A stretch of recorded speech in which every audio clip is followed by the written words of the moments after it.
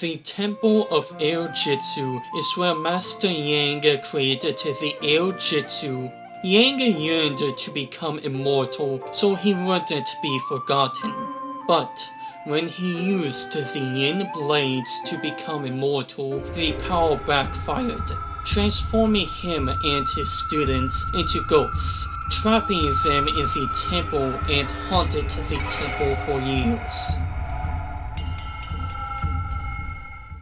And for some reason in the set, there are minifigures that look like they live their normal everyday life around the temple because that makes sense for a haunted place.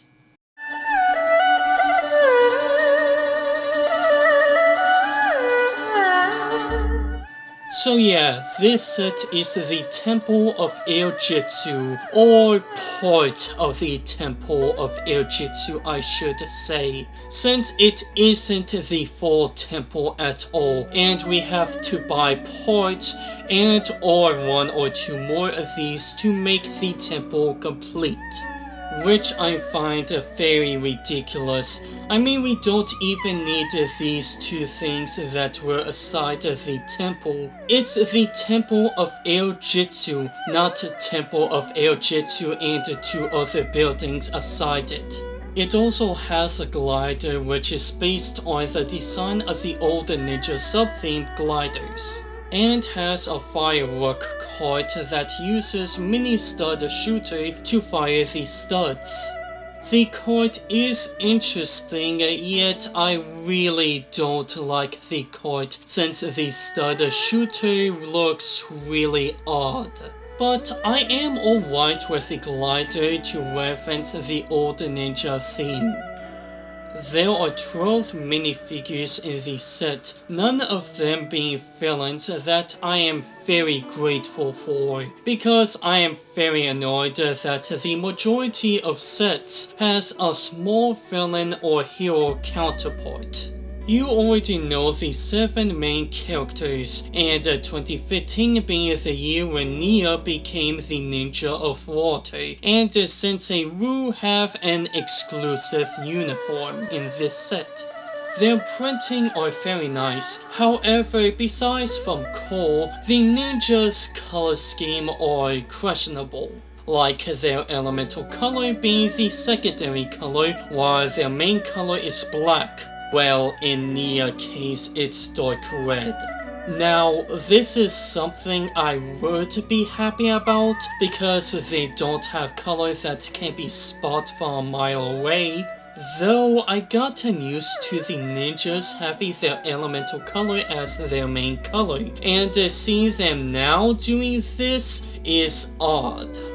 As for other minifigures, Dareth is in this set with a different and a great looking uniform from the one in the Toy R Us polybag.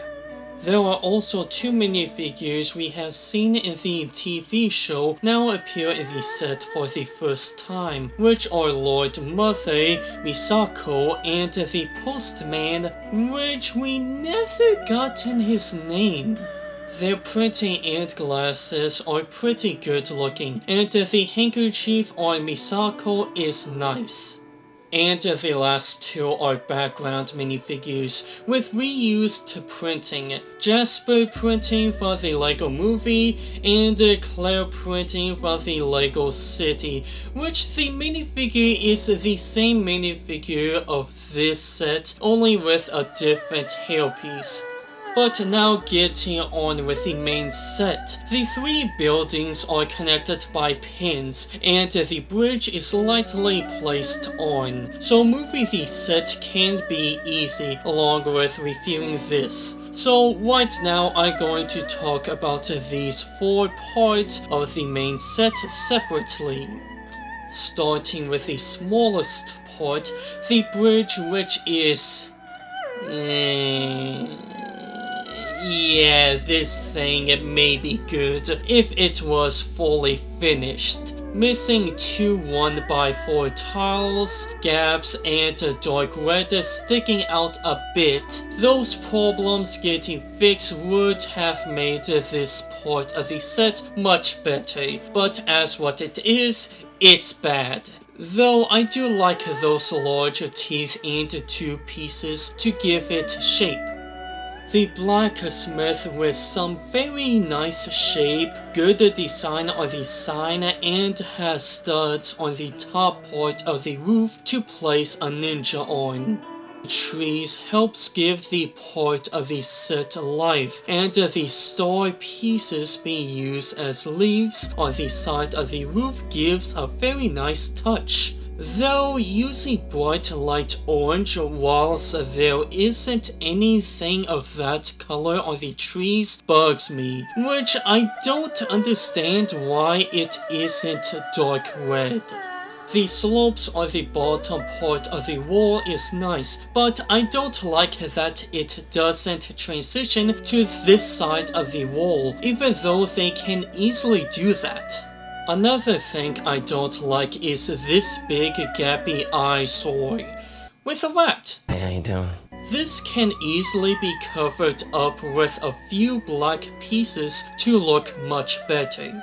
As for the door, is really bad due to the stickers sticking out because the door is in gray. It actually would look amazing with the door in brown like the sticker.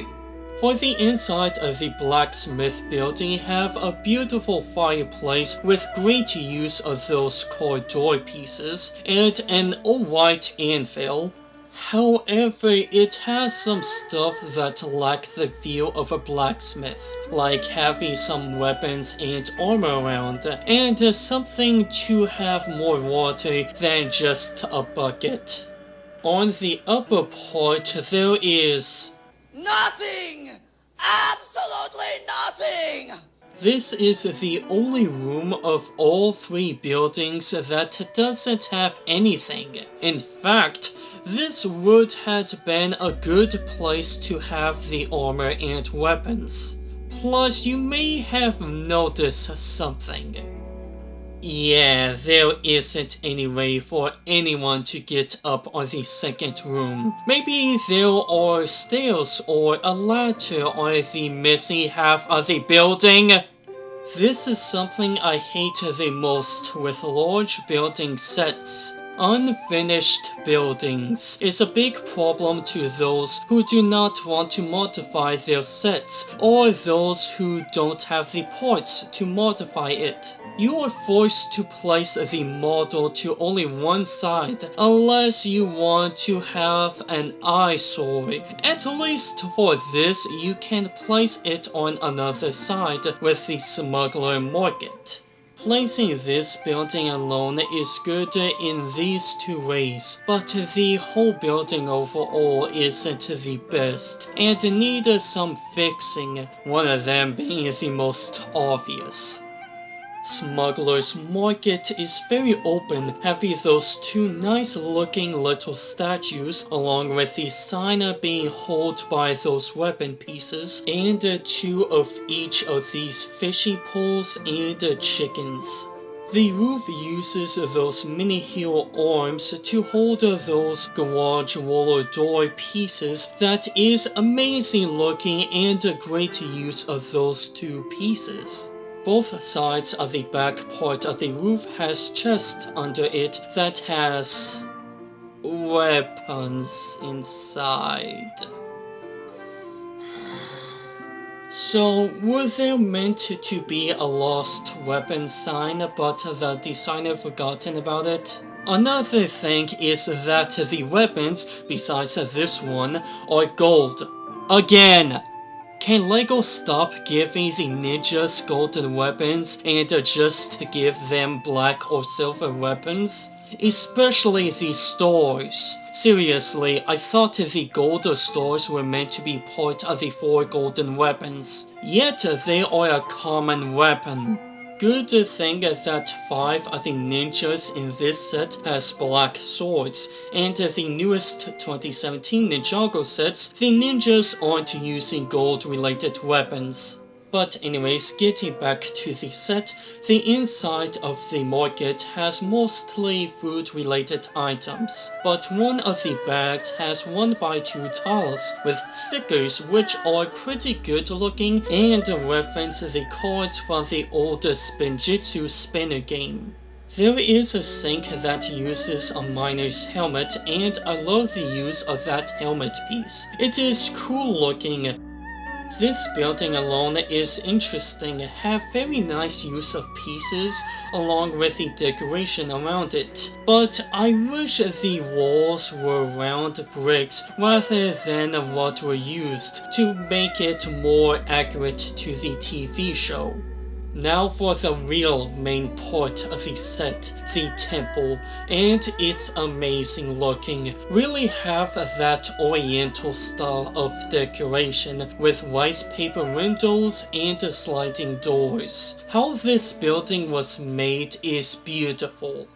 The statue is very nice, and using that Disney piece under it gives a pretty good touch. There are also 3 signs in front of the temple that are in Chinese. For what I don't like about the outside part of the temple is the stairs. They just look really awkward, and I'm starting to grow a hatred for this piece, as you can tell.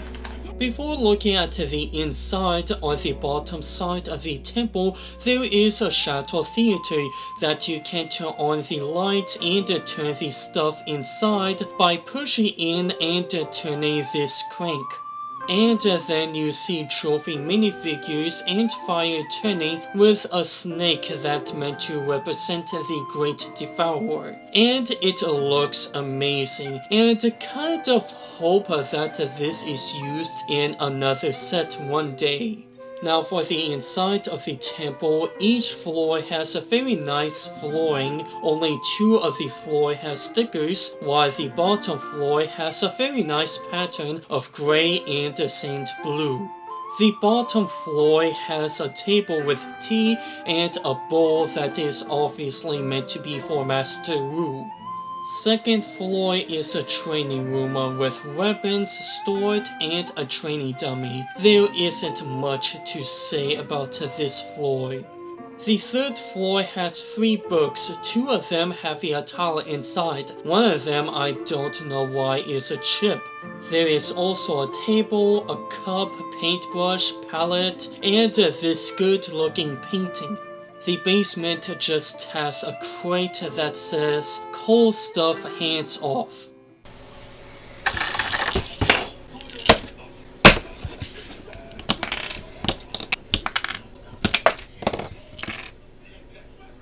Okay, I was expecting sausage, not a hairbrush and a camera.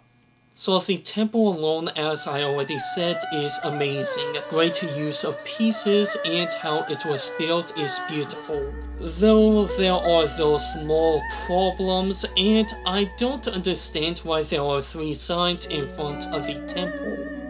Now to put all 4 of these back together, and it looks good.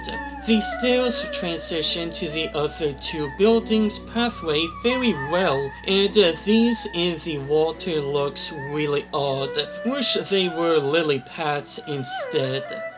This whole set overall is great, but not the best. Them being parts of buildings and not the whole thing is one of the problems of not being better than what it is.